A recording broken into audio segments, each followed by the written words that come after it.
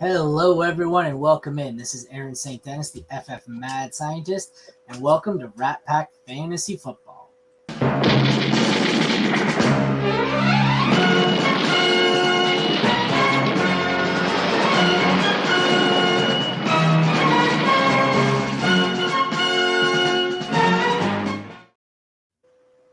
Did you lower the volume on your headset there? The theme song always busts the shit out of Jeremy's eardrums. No, mine's pretty good, man. It's pretty leveled out. Yeah. Jeremy always hates when I cue it up without telling anyone. All right, we are here for the NFL Week 4 recap as we are finished up the 4 o'clock games, about a half hour before Sunday Night Football kickoff. This is going to air on Monday at lunch, though, so you'll probably know more about the Sunday night game than we will. We might be wrapped up by the time it kicks off. I got Tim joining me. Tim, how's it going? How'd you make out today? Not too bad, man. I kind of whiffed on a couple of takes. I thought Tank Dell would do a lot better. I think he only had like 2 fantasy points or something like that. But all in all, I came out pretty good. Yeah, I ate a shit day. Seemed like it wasn't the big or the little guys who let me down. All my just tough decisions I made were right. It was like, the bigger guys where it's like, oh, well, he kind of had a shitty day. He shouldn't have, I had a couple of teams where I really, I think I lost a couple of my undefeated teams that I really didn't expect to lose this week. Not been a great week. So I know for sure a league you lost. And that would be the Creators Anonymous. Was I facing you? You were facing me. You were facing me and Romero, FC Romero of the PPR. Oh, he's on here too, actually. Was it close? I don't think so. I think we were up like 40 right now. We're kicking your ass pretty solid. Let's see. I can scroll. I have it up on my sidebar here. Creators 141 to 75. Oh, yeah. That's one of those things. I have a couple of teams where it was projected, like they were projected to score 200 points, and they're in the 80s right now, and it's just like, completely went night. So, a couple of T. Higgins. So, I definitely got a couple of bad weeks here. So, no victory laps. Well, yeah, you started Roshan. You started Zeke, and you started Kittle, which collectively gave you about 7 fantasy points. So I've got a lot of leagues where I'm 3-0, or 2 and I'm doing well, but I'm like the injuries are starting to pile up, and I'm really I started Roshan or Zeke or a lot of backs. Don't get me wrong, I have just as many leagues where I had the injuries and started Kyron Williams instead, but I've got a lot of leagues where I started some players that didn't necessarily want to. Yeah, like I said, no victory laps today, so we'll have to work on that article later. Like I said, I forgot to answer your question. You just got one victory lap and one receipt. One player you missed on and one player you've been right on through the first month, and then a little summary of it. That's all we're looking for, and I'll publish that one, I think, tomorrow. All right, I guess we can get right into it here. The first game we can start with is the London game. Jacksonville defeats Atlanta 23-7. Trevor Lawrence finally does something, puts up 22 points. I'm going to round all these numbers. I'm sick of saying decimals. Desmond Ridder puts up 11. At running back, we've got Bijan puts up 20. Algier 2. Travis Etienne 10. Tank Bigsby single point. Drake London had 11 points, was mostly saved by a single receiving touchdown. We have 15 for Kirk. We have 11 for Ridley. It's funny because I'm rounding, but so Drake London and Calvin Ridley both had exactly 10.8, and both of them were terrible and were saved by a receiving touchdown. So yep. I have a lot of people saying, "Hey, you're going to do a receipt on Calvin Ridley since you were wrong." Yeah, I'm not eating that one yet because Ridley's been shit. The numbers look okay. No, he's been terrible. It's literally 1 or 2 blown coverages with defenders falling down that turns into a 70-yard touchdown. It's like even if you see his touchdown today, he's the defenders near him just fall down, and I don't know. But so we got Jonnu at tight end. We'll wrap it up. We got Jonnu puts up 18 and Kyle Pitts 5, and Evan Ingram puts up 13. So what did you think of that game? What stands out to me? I mean, aside from, a third straight game of Christian Kirk being the wide receiver 1 for third straight game with the most targets. I believe he had 14, 6, and 12.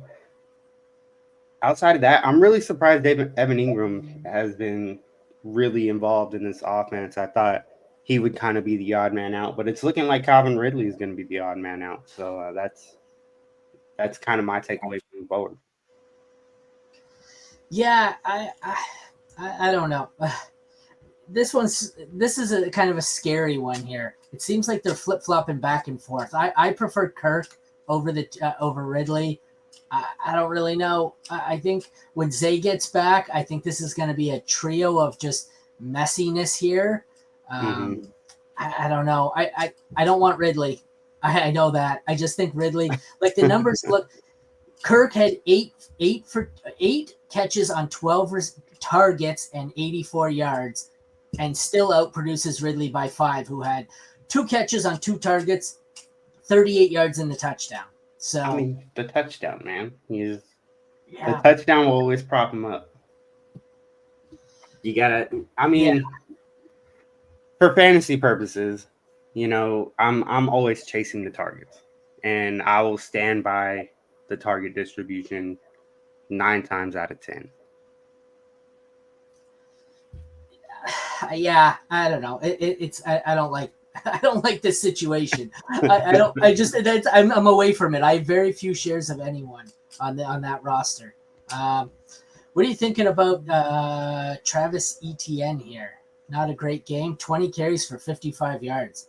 I mean, it's not a great game, but you got to love the volume he's receiving. He's only had one game sub 10 points, and that was against Kansas City, which is really a really tough matchup. But he hasn't and he had 12 carries that game. He hasn't had less than 18 overall outside of that game this year. I'm going to keep following the volume. He's still seeing targets over there. It looks like Tank is strictly a goal line back. And I'm trying to acquire Travis Etienne, actually. Are you getting to the point where you're starting Jonnu Smith over Kyle Pitts? Yeah. I did it at least once this week already. I'm not going to lie. So I was just talking to Romero about that. And because we have him in the Creators Anonymous. We haven't touched him all year. I was like, yo, man, I think we're going to have to start starting Jonnu Smith because he might be leading the team in targets, honestly. That's what year are we in? What is going on here? Look, that year in Tennessee wasn't a fluke. All right, Jonnu Smith is still solid. He's only 28 years old. Maybe he is good. I don't know. Quarterback. What are you doing with Desmond Ridder? That was ugly. Dropping him in Superflex formats. I'm looking to trade for literally anything. I'll take a third for Desmond Ridder. A third for Desmond Ridder in Superflex? Yes, absolute. Get him off my team. I'll take anything.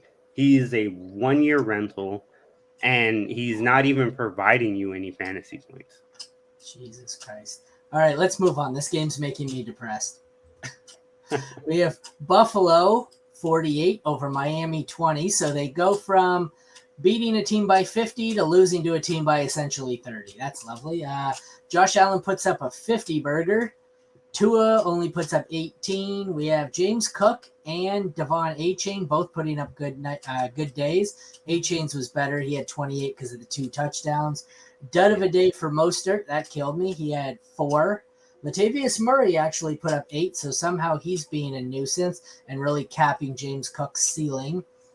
Diggs had a monster day with 37. Gabe had 14. On the Dolphins side of the ball, the leading fantasy producer on the Dolphins is Braxton Berrios with 19. We have Tyreek with 11, Waddle with 8.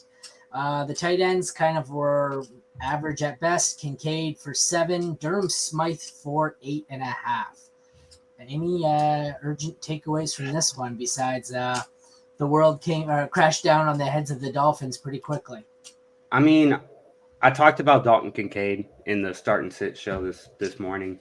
I won't say I knew, but I had a good feeling he'd be more heavily involved in Dawson Knox out targeted him 5-1. And look for that usage to increase moving forward. Yeah, you are correct. 5-1. At this point, is Durham Smythe on your streaming radar for tight ends?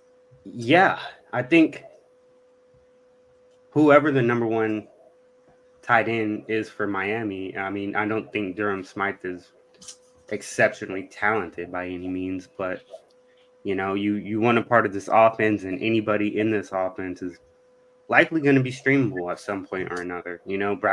Like you said, Braxton Berrios was the leading receiver. That was my today. next question. Is he a waiver target for you this week? No, too random, likely, you think? Yeah, I think it's too random. So I personally wouldn't target him quite yet. All righty. Next up, we have Minnesota 21, Carolina 13. Not a great day for either quarterback. Cousins has his worst game of the year.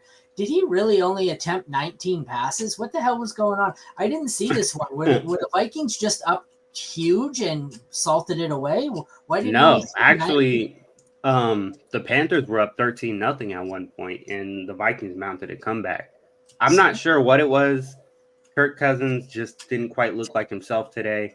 It looked like they were kind of trying to play either Carolina's type of ball, or they wanted to get these running backs involved. I mean, if you take Carolina, all right. You take away, Madison had 17 carries, Akers had 5. I mean, he also had 2 targets, so that's something to note. But it's kind of like I expected. I still expected Madison to be the number one back over there, and Akers to kind of just spell him every now and then. I think you can still fire Madison up as a flexible running back for your teams. But yeah, I'm just really concerned about Minnesota. They could really be bad. Yeah, 14 points here for Kirk Cousins, 10 for Bryce Young, who my main work dynasty league, I was missing one of the picks, the top picks in my draft. So the guy who had the 102, he took Bryce Young and left me with CJ Stroud and Anthony Richardson. That's working out very well for me. Bryce Young looks like by far the worst of the top 3. We had Madison puts up 12. Cam Akers only had 5 carries, 6 points. Chuba Hubbard had more work. Well, it looks about even, but was more productive. He had 9 to Miles Sanders 6. Justin Jefferson did what Jefferson did and puts up 26. Jordan Addison killed me. He put up a goose egg. Adam Thielen continues to produce and defeat Father Time. He put up 14. Terrace Marshall with 10. That was surprising. The tight ends were duds. 5 for Hawkinson, 2 for Hurst. What are your takeaways from this bad boy? Monitor Terrace Marshall, honestly. This is the first game with Jonathan Mingo being out completely. They don't have the snap percentages up here yet, but 10 targets, 9 catches on 10 targets is definitely worth looking at moving forward. All right, I'm continuing. I haven't started my waiver wire article yet, so I'm compiling a list here as we go. And Tim says Terrace Marshall is one to monitor, so he will go on the list. What are your thoughts here on Adam Thielen? Can he keep this up, or? I think they have no choice. DJ Chark. I mean, I never thought DJ Chark was that good that he's going to take targets away from any offense that he's in. Adam Thielen, I don't know if he's good or if he's just the only one left. And it's hard to tell, but I'm going to ride that train. Loaded up on him. That was the theory all along. I was getting him in the last round of every single draft, and he was the only guy there. Yeah. He's been the only guy there. I'm acquiring Mingo in dynasty leagues, and if you can get Thielen super cheap, I'll send a third for him. In my dynasty league of record in the last 2 weeks, I wasn't actively trying to acquire these players. I made deals, but in the last 3 weeks, I think I've acquired Adam Thielen, DeAndre Hopkins, and one other insanely old receiver, and none of them were intentional. It just kind of happened that way. So I'm on my bench. I'm going, holy shit, my bench is ancient. How did I get these guys? But Jordan Addison, what the fuck happened here? I mean, it was just an issue of how bad Kirk Cousins was, or goose egg. I'm not sure what's going on. for me, it looks like KJ Osborne is too involved. Addison might not be the league winner we thought he was going to be, but he's still a top 30 wide receiver. So keep the faith and look for Minnesota to get back on track next week. I believe they have Kansas City, so they're going to have to score some points because that defense is atrocious. That defense is fucking atrocious. It's the same as the Chargers. Speaking of atrocious defenses, we have the Denver Broncos beating the Chicago Bears 31-28. And pretty much what we said in the pregame show was, if these guys don't produce in this matchup, pretty much drop all of them. So let's take a look and see who's droppable and who came through. We had Fields and Russ apparently salvaged their season. Fields put up 40 and 30 for Russ. So both of them, 3 TDs for Russ, 4 for Fields.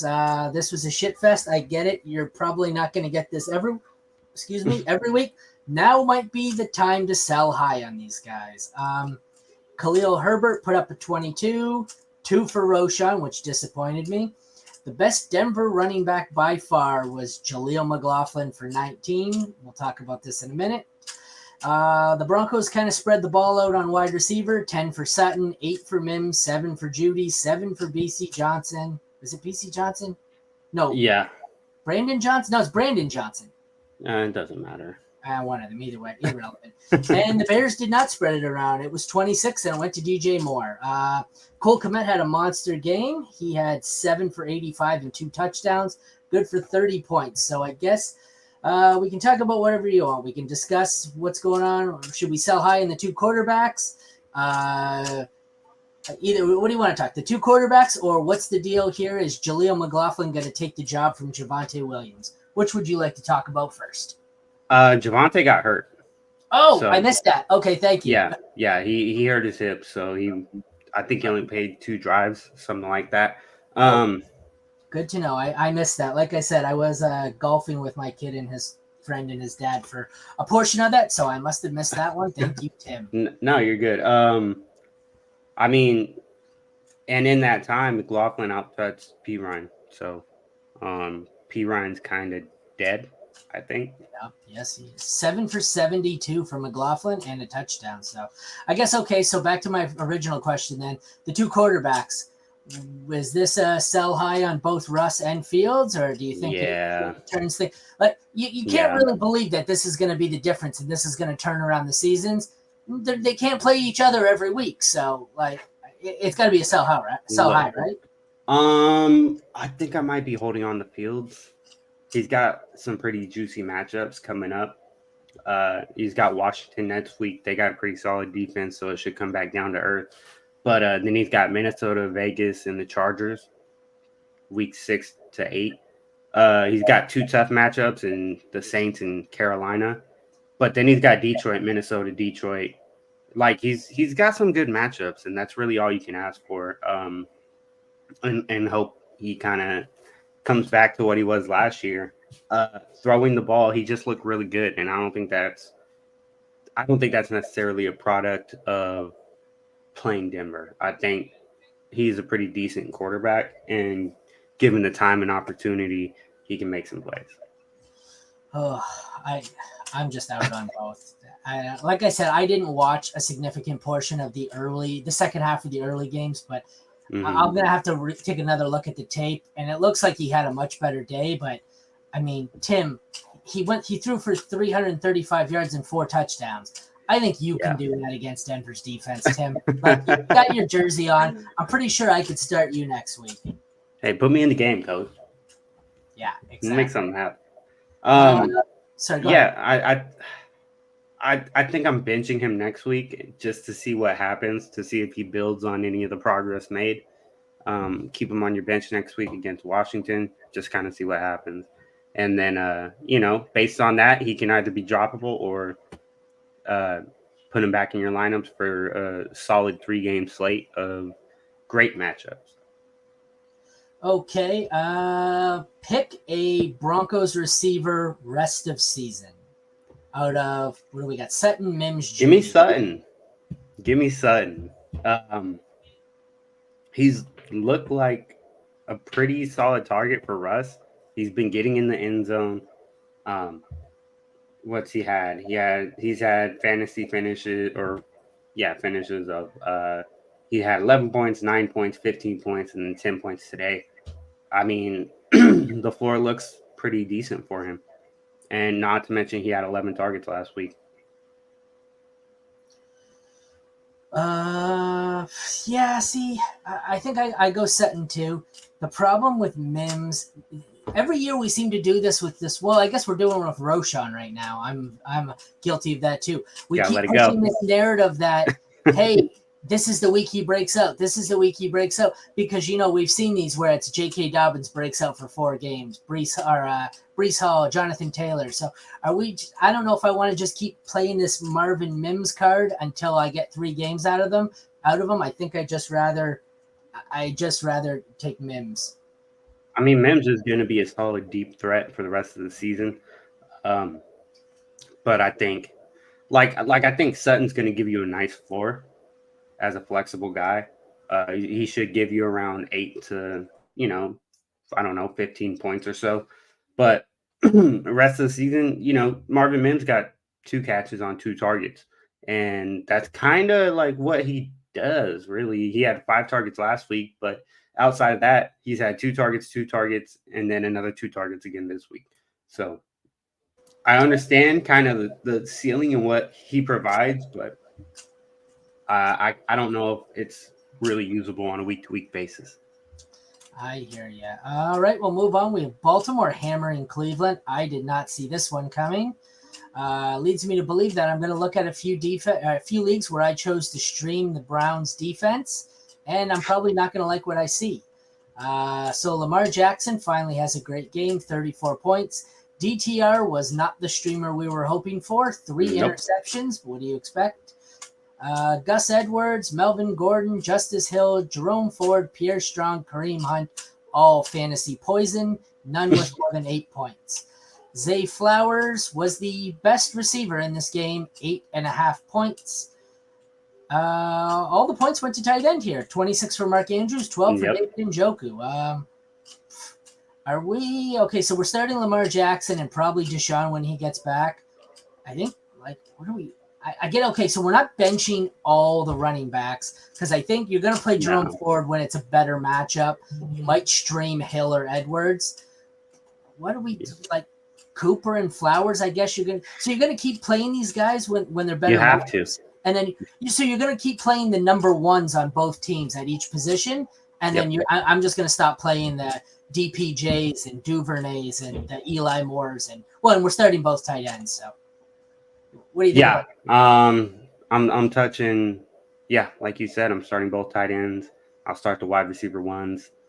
This Cleveland defense is good. They just do not force enough turnovers. Baltimore had their 3 interceptions, which probably contributed heavily. I was watching the Rams game, so I didn't really watch the game. But I'm assuming, 3 interceptions will contribute pretty heavily to allowing your team to score more points, regardless of how many yards you're being held to. You probably got some good field position in there. But yeah, I think the Ravens only threw the ball 19 times and Zay Flowers got 4 targets. That's a little concerning. He's been seeing, 7, 8, 9, 10 targets the last couple games. And I don't know if it's a Cleveland thing. I don't know if maybe he couldn't get open as a wide receiver 1 over there. Bateman didn't play. OBJ didn't play. So that's something I'm looking at. And I'll probably be starting Gus Edwards and Jerome Ford moving forward. I like the 15 carries from Gus Edwards with Justice Hill back. I'm trying to look here and see the numbers because Lamar's stat line was not adding up to 34 points, but it's sleeper. They're stupid. They're scoring. It messes everything. So I'm looking. It's 186 yards passing. Okay, crap. 27 yards rushing. Okay, crap. But jumbled in there's two passing touchdowns, 2 rushing touchdowns. Yeah, there it is. But it's the way they have it. It's 15 for 19 completions, 188 yards, 2 TDs, 6 passing first down, 1 completion. That's it's a fucking long list of stats, and it's there's the 2 stats that I need out of that. Well, first of all, you need to switch over to a normal league that doesn't have, points for first down and all Oh no, kinds I of added that. I and like tight it better. I and like it tight end better. premium. No, I'm in I the have normal tight league end and premium, but I got Andrews at 22.5 points in, standard leagues. But I mean that's still solid. oh yeah, he's 26 here, and this is half point premium. But I don't know. I like I like you don't like tight end premium. Is that what you're I'm not saying? saying that. I'm saying for the purposes of the masses. I like tight end. Well, see, and that's I feel like most are tight end premium, but I guess it's funny because I look at my home leagues and they're all single quarterback and they're all non tight end premium. So you don't Exactly. realize it because you play in like I don't play in. I have like 6 regular leagues and they're Mhm. all single QB, but you just get used to it. But I'm I don't know. I like slowly the I'm punt to the slowly pass. indoctrinating my work into like random things. Like I brought in the sleeper this year. I added an extra flex, so I'm slowly gonna start working things in. I'm gonna do a tight end premium next year, and I introduced half point PPR, half point first downs. So I'm slowly indoctrinating them into the ways of the deep fantasy community. It's pretty fun. Alrighty, let's pick the next game. How about this? I think I called this in my upset Oof. special in the survivor pool. We have Houston 30 over Pittsburgh 6. This Yeah. Houston offense, we talked about this every game. It's like, how long can this go? And this was a better defense, kind of. But CJ Stroud, 34 points. He had 306 yards, 2 touchdowns, and a rushing touchdown. Pickett was terrible. He had 5. He got hurt and didn't come back. I know that. What was the issue? Knee, right?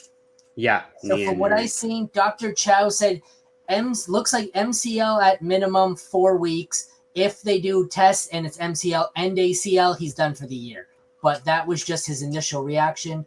At running back, looks like our call in this one was decent. Najee Harris was the better of the 2 Steelers. He wasn't great. 13 Yeah. points, 9 for Warren, 14 points for Damian Pierce, 13 points vultured by Devin Singletary. So we had a lot of not poison finishes from the running backs, but nothing to write home about. Every single Steelers receiver was useless. Calvin Austin had 5. He was the best. Nico Collins went off. So who are we just talking about where they were playing hot hand at receiver? Oh, it's Jacksonville. This seems to be a similar situation. Nico 1 week, Tank Dell the next week. This week it was 39 points for Nico and 3 for Tank Dell, with Robert Woods getting in there for 4.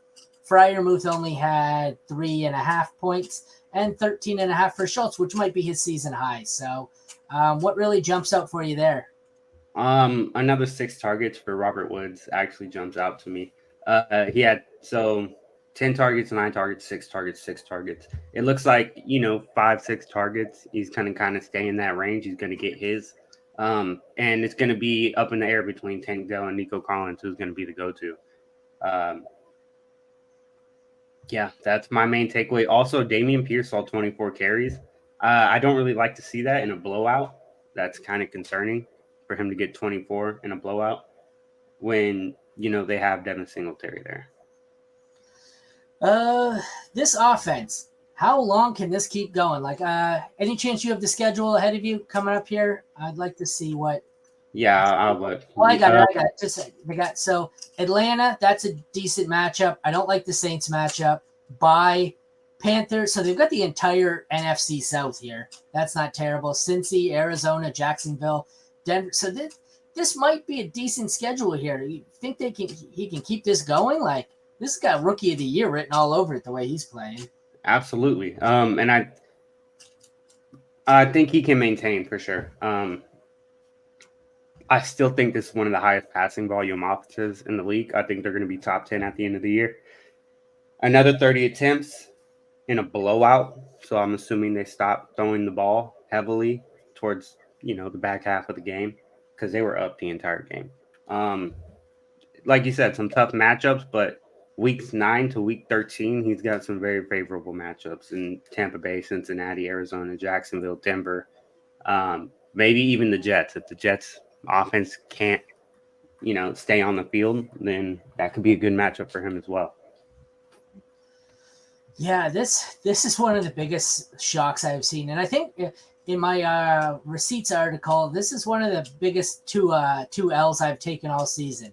The two of the rookie quarterbacks are a lot better. I said Stroud, Richardson, great dynasty. Like Stroud, I said was the most accurate quarterback since Drew Brees came out. But you might be right about that. well, I just said for redraft purposes, I said no, I'm not taking a shot on either of these guys for redraft. We are 4 weeks in, and it looks like I'm taking an L on both because they are both borderline top 12 redraft quarterbacks. So I guess I got that one wrong. Yeah, Anthony Richardson really surprised me. He's doing great. But we'll get into that. Yeah, I'll save that for later. That game's I next. think that's a segue. There you go. So, I had one more question here. Rank the 4 running backs in this one rest of season. Pierce, Singletary, Harris, Warren. I'm going to go Harris, Pierce, Warren, Singletary. But I could see Pierce and Harris being flip-flopped. I'm going to go Pierce, Harris, Warren, Singletary. Okay. I just think there's more pass-catching upside for Harris. I don't know if there's any actual backing, considering they both had one for about 30 yards. So that could Warren had six targets for 26. No, I was comparing Harris to Dameon Pierce for. Oh, okay. To go back here to your previous wonderful segue that I interrupted, we have the Rams beating the Colts 29-23. Richardson went off for 36, Stafford for 22 before getting hurt. That is worrisome. Kyren Williams, another great game for 28. Ronnie Rivers had 7, Zach Moss 11, Puka Nacua with 30. Good Lord. Atwell and Van Jefferson both with 5. Nobody on the Colts receiving had more than 5. They all had 4, 4.5, 4.8, blah, blah, blah. Higbee had a good game with 13. Is it Andrew Ogletree? Andrew Alec? I forget. It's Alec. Andrew Ogletree, the tight end for the Colts, put up 15, and Mo Alley Cox put up 10. Like I said, my biggest L might be, well, in my article, I put Anthony Richardson, although it could be C.J. Stroud. I thought C.J. Stroud had a better chance, but the one thing I mentioned in my article is I did kind of hedge my bets preseason. I didn't think Richardson was going to be good this year as a rookie, but I thought that his inaccuracies were overblown. They were at Florida. They were having him like half the time throwing downfield, which he's not accurate at. So that's why he had such a low pass percent or completion percentage. They're not doing that here. They're making him show. He's throwing screen passes and slants. So they should acquire Michael Thomas. But I think that's what's being successful. He added in here 56 rushing yards, 11 completions. So he's still under 50% completion. He's 11 for 25 for 200. But he's being a game manager. He's being Alex Smith with more rushing upside, which for fantasy is being, is helpful. So what are your thoughts on this game? You're a Rams fan. I'm sure you watched it. Yeah. The Rams put up a pretty good defensive scheme for him in the first half. And then he really came alive in the second half, and he looked electric. He ran the ball a little bit more. He got his foot stepped on, and he was limping, and he kind of, it was a physical game. So he kind of got roughed up a little bit. But he looked so much better in the second half. I don't know if they just made some adjustments on offense or what. I think for me, a nice little takeaway is Josh Downs probably going to be fantasy usable. I think he'll be flexible. This is kind of, I think this is going to be one of his lower volume outputs this season. I don't expect 25 attempts. I expect him to get the ball in the air a little bit more. He has to in order to progress. The rest of this game is, I don't even know what to make of it. Kyren Williams is going off. Puka Nacua is going off. They might be the two biggest dynasty risers so far on the season. Mm-hmm. The Colts receiving room scares me. This was not a great game for any of them. No, I think that was just a product of the Colts wanting to run the ball because they were fairly effective running the ball in the second half. They had a couple turnovers, and it just kind of it threw off their whole vibe, their whole connection, and they got down early. I think it was like 23-0 at one point. Good God. Yeah, the tight ends. I guess Higbee's a streamer. You're not streaming Ogletree or Alley Cox, I'm assuming. No, I'll stream Kylan Granson. who actually only had 5. He was not great today, but He wasn't, but he saw the most targets of the tight ends, and he's. If you look at the splits, I'm pretty sure I saw him out there running the most routes. oh yeah, the other 2 it was mostly on touchdowns, so no surprise there. This one I was not thrilled about. I thought the Saints were better than this. We had to know this was coming with Derek Carr, but Tampa defeats them 26-9. Baker puts up 33. Derek Carr puts up 6. Alvin Kamara was good in his return. These are lower scoring settings here. I have him at 22 in another league, but it's only 17 here. Rashad White with 11, so it was okay. Kendra Miller sucked. 1 carry for 3 yards. Rashid Shaheed had 10. Michael Thomas had 10. Chris Olave with 1 catch for 4 yards. Chris Godwin, which we all knew was coming because Mike Evans can't beat Marshawn Lattimore. Godwin puts up 19. So where was the other production going to come from? And if you had Devin Tompkins on your bingo card, congratulations, you won. Devin Tompkins puts up 15. Trey Palmer for 7. Mike Evans for 6. And then the tight ends, Cade Otton puts up 10. Taysom Hill for 4. What are your thoughts on this one? Any takeaways? Mike Evans hurt his hamstring in the first half. Look for that moving forward. Mike Evans faking injuries to get out of Marshawn Lattimore. That's what you're telling me. You never I hate know. Mike Evans. I'm sorry. Chris Godwin with Mike Evans out had 11 targets. Love it. I mean, obviously he's either the second most or the most, depending on how you look at it, talented receiver in that room.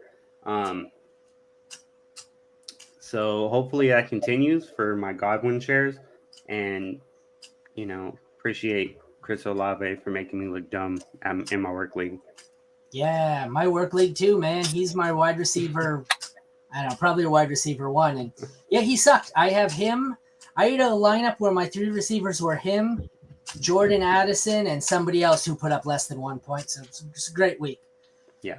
Does this say overtime? Philly defeats Washington 34-31 in OT. Sam Howell puts up 25, 290 yards, and a touchdown, puts in 40 rushing yards. Jalen Hurts back to normal, 36 points. He goes 319 for 2 touchdowns.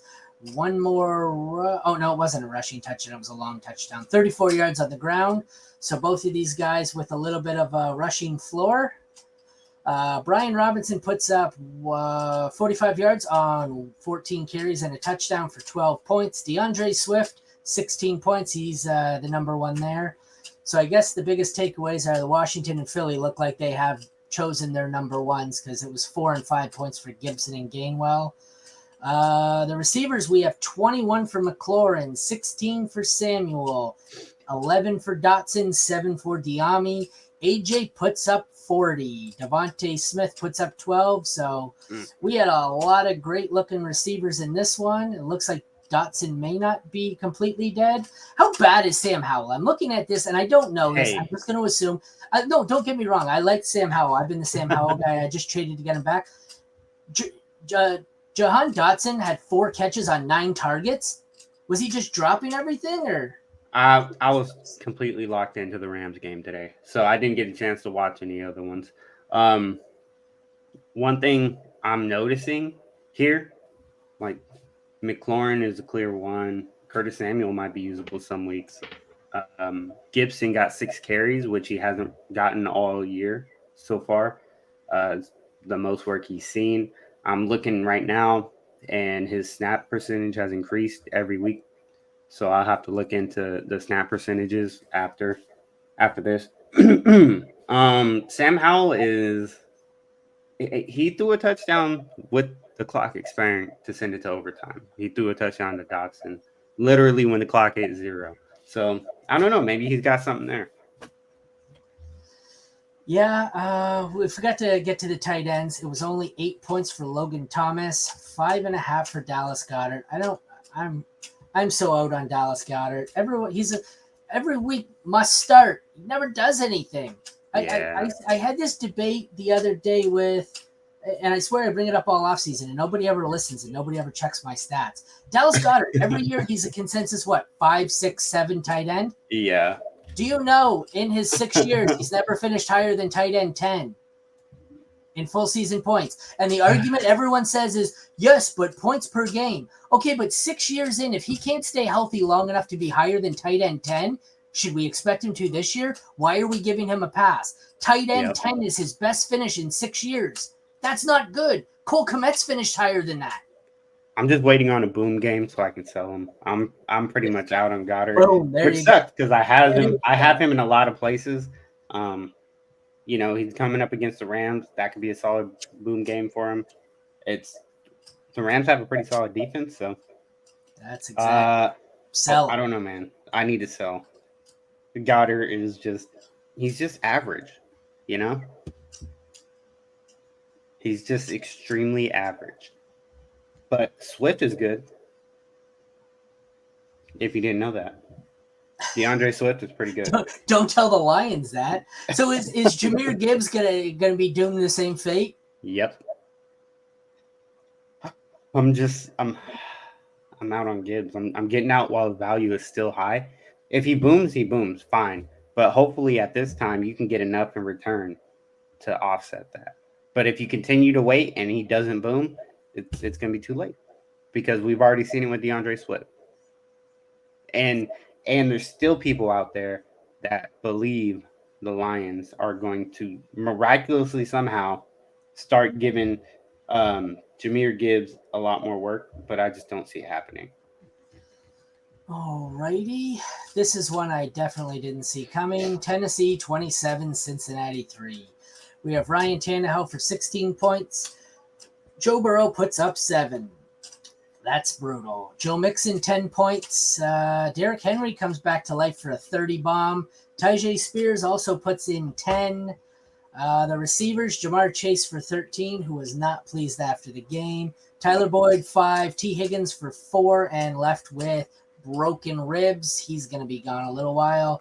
Nick Westbrook-Ikini was the leading receiver in the game with 14 points. D-Hop with 10. Chris Moore with 6. The tight ends, they were all pretty much useless except for just how we all planned it. 11 points for Josh Wiley, who is a tight end who plays in the NFL on the Titans. What are your thoughts? What's wrong with it? Josh Wiley is a real person, guys. Yes, exactly. Kind of propped up by a touchdown. But it looks like he's splitting routes with Chig. I don't know. Joe Burrow's still hurt. I don't think he sucks. I just think he's still hurt with that calf injury, and it's kind of limiting him. And I think that's kind of like in the back of his mind the entire time. I don't know. Tennessee might be good. I mean, their quarterback isn't, but they might be good. This game is ugly. Ryan Tannehill, I'm sitting there thinking, I think he's going to be benched midway through this game, and yet somehow they win by 24. Yeah. Well, Cincinnati's run defense isn't great, so a lot of it was really just Tyjae Spears and Derrick Henry just punishing him, making him a long game, and controlling the clock. Alrighty, I'm just looking through the stats. I don't even know. What do you do with Cincy here? You can't sell any of these assets. You're going to get nothing. You just hold and hope that Burrow, at this point, do you think Burrow is best? They're just best to sit Burrow for a month? I mean, they should sit Burrow. They're not going to. They're going to be 1-7 if they do, but. I mean, they might be 1-7 if they don't. Fair enough. I don't know. This is not looking good. 20 for 30, 165 yards. I don't know. Yeah, you can't use Joe Burrow right now. I mean, in Dynasty, go acquire Joe Burrow. I think next year he'll be back on track. He'll be on his revenge tour. But, hey, the AFC is tough. It's hard to maintain a really good squad like Kansas City has done. And I would sit Joe Burrow, honestly. I would just sit him because there's just so many better options, especially in a normal 1 QB league. There's so many options that are performing better right now. Joe Burrow hasn't been better than the QB 21 this year. That's his best finish. Go ahead and go find you somebody on the waiver wire. That's a terrible statement. Hey, it is what it is, man. We're trying to win out here, and you can't have take lock. I know the talent is there. I know it is, but it's being hemorrhaged by that calf injury, and you put him on the bench until he puts up usable stats. You have to. Boy, this is not where I thought. Some of these quarterbacks who were the 4 to 8 range have just been goddamn massive busts, which is, you knew it was bound to happen because we've never drafted quarterbacks so high in one QB leagues. Like you had what? I have a couple of drafts. That's like, what we get. Like 9 quarterbacks going in the first 3 rounds. So of course they're all just going to be bombs in your lineup now. So I will never pick a quarterback. Except for one league where I just wanted to mess with people. I took quarterback in the second, but that's the highest I've ever taken them. Normally, I take my quarterbacks in round like 9 to 11. All right, Chargers 24, Raiders 17. We have Aiden O'Connell, 12 points in his first start, 24 for 238 and an interception. Had 1 rushing touchdown. Didn't look terrible. I mean, he's a rookie. It's certainly still better than Bryce Young. Justin Herbert was good. What did he do? I think he broke a finger or something. Yeah, 167 yards on 1 touchdown. Oh, we added 2 rushing touchdowns. So Justin Herbert, that's kind of a deceiving stat line. Yes, everyone's saying it was a cut. I looked at that. It looks like he gets caught in his lineman's helmet. I think that's a fractured finger that's got the bone poking through. I don't know what he can do. Obviously, he came back into the game, so he's able to grip the ball. I don't know what to do. He's going to have to play with the glove. He couldn't. He put it on. He put on a glove and he had a splint on. He could not go under center. He was at the end of the game for the kneels. He took that in shotgun. So it's really going to be tough for them moving forward. Let me see who they got next. They got a bye week coming up, so that'll be nice. But then they got Dallas and Kansas City. So Herbert, as good of a year as he was having, that might come to a slight pause. I don't think it'll be a permanent thing this year, but it could definitely, the next 2 matchups or the next 2 weeks are going to be rough for him. Yeah. I think he's going to have to play through it, but I don't know what impact it's going to be. Like you said, if he can't go under center, that's going to greatly limit their play calling. There's no more play action or anything, which is odd because if you can't use your one hand, you would think under center is the way to go instead of taking a snap from 6 yards. But I don't know. That's confusing to me. Josh Jacobs had a great game. Well, not a great game, I guess. 58 yards for a touchdown, but it was the receiving work. He had 8 for 81 that got him there, 27 points. Josh Kelly, well, that's great. 8 points. That's probably a career high for Josh Kelly because he sucks. Wait, where'd you get 8 points? I got him at 65 yards with nothing else. 65 yards, 3 rushing first downs. Points per first down. Oh, whatever. Devontae Adams, 14 points on 75 yards. Left with what could be a shoulder injury. Came back and had a whole bunch of catches, so he looked fine. Jacoby Myers had 5. Keenan Allen had 11. Josh Palmer had 11. Darius Davis had 10. And Quentin Johnston is still not a thing. Austin Hooper, 2 points. Michael Mayer played from the looks of it, but did not record a stat. Nor did he record a target. And Gerald Everett had 3. He was garbage. What are your thoughts on this one here? I just think it's, one of those divisional games, tough games for everybody all around. The stars are going to be a star. Keenan Allen barely got his. Devontae Adams barely got his.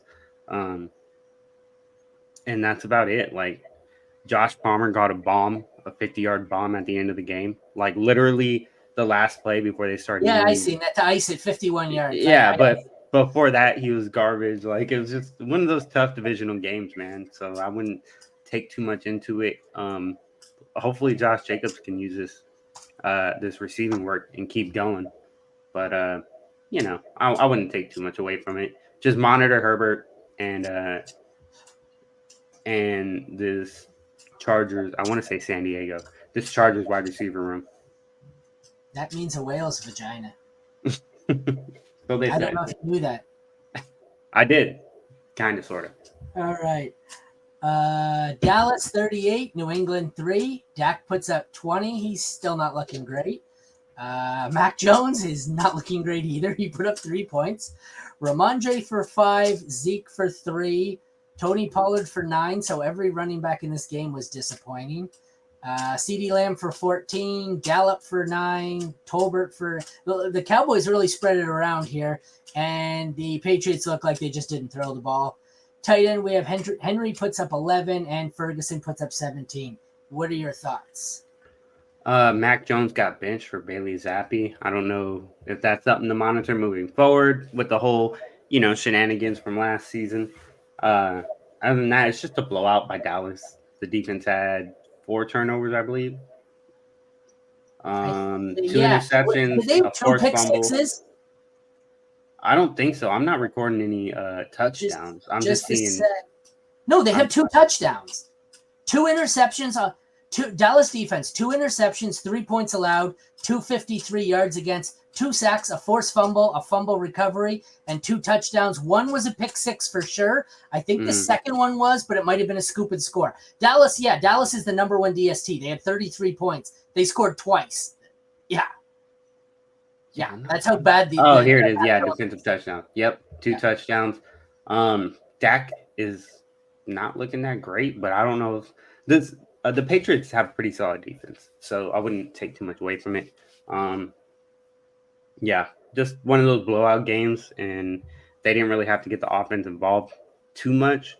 Gallup, Tolbert, Brandon Cooks, they all had 4 targets, spreading the ball around. So. All right, and the final one here, we have San Francisco 35, Arizona 16. Josh Dobbs somehow continues to do it, putting up 33. Brock Purdy also continues to do it, putting up 28. Christian McCaffrey finishing with 50. 106 yards, 3 touchdowns, 7 catches for 71 yards and a touchdown, and he didn't even do it against Denver. James Conner put up a big dud, so someone was big on sitting James Conner in the pre-show. If that was you, congratulations. He put up 6. Nope. At receiver, we had Brandon Ayuk put up 22, and on the other side of the ball, it was 17 for Marquise Brown. And I hope some of the people who watch this read my post-week 3 stash guide, because if you did, Michael Wilson was one of 3 young players that I said to stash in the 4 o'clock games. And if you did, he put up 24 points and had 7 for 76 and 2 touchdowns. The tight end, Zach Ertz, had 12. Trey McBride is no longer a thing, I guess. He's getting desperately close to being dropped on one of my dynasty teams. And George Kittle had 2. What are your thoughts on this one-sided game, I guess? Don't drop Trey McBride in dynasty, because Zach Ertz should be retiring at the end of this year. I said that last year. Yeah, I know, but how old is he now? 30. He'll be 33 next year. If he doesn't retire, then you can probably drop or trade McBride, but he's going to have some value. And whenever Zach Ertz decides to leave, Trey McBride is going to be usable. Or the Cardinals could just not re-sign him. I don't know.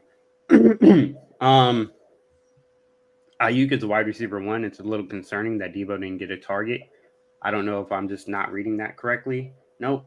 0 targets. 3 carries and 0 targets. I know he was hurt pregame, but Ayuk is, to me, he's the wide receiver 1 in San Francisco, and it's not close. Brock Purdy, as good as he can be, he's just average. The ceiling isn't there for him in that offense. Debo had 3 carries. That's it. Yeah, it's weird. Sorry. Yeah, Purdy's just average. His ceiling is what? QB 16? 15 maybe? He's what I used to think Kirk Cousins was. Yeah. He's a QB 15 kind of. He's never going to kill you. He's never going to be good. Who am I? Is it Andy Dalton? No, he's Derek. You know what he is? He's Derek Carr. Yeah, there he is. I think. Oh no, you know what? He's Derek Carr. He's Derek Carr, but like a very good football player. Like he wins games, But I think it's just a product of the team being really good. Hollywood Brown, 10 targets, 96 yards. He's starting to see that volume that I expected to see this offseason, and it's coming around. He just needs these young guys, the Michael Wilsons, to emerge a little bit, because right now, San Francisco doesn't respect anybody's talent in that wide receiver room outside of Hollywood. So it's nice to see these guys step up. Josh Jacobs is a little bit better than we expected, and he had 12 carries, 48 yards. I'll take Josh Jacobs over Joe Burrow right now. Jesus Christ. Hey, man. Oh, my God. 23 fantasy points against like one of the best defenses in the league. Bet you didn't see yourself saying that 4 weeks ago. Yeah, I might get canceled for it, actually. No, I think it's a pretty consensus take at this point. So, alrighty, that wraps up our Sunday Week 4 recap show. I guess we're about 20 minutes into Sunday Night Football, and I forgot to even turn it on. So we will get to that. Check back in Tuesday at noon. We will be going live for our Week 5 waiver wire show. So once again, thank you all for tuning in. This was NFL Week 4 recap here on Rat Pack Fantasy Football. For Aaron and Tim, thank you all for joining us. We hope Week 4 was, better for you than it was for me. Take care, everyone. Have a great night. Go Rams.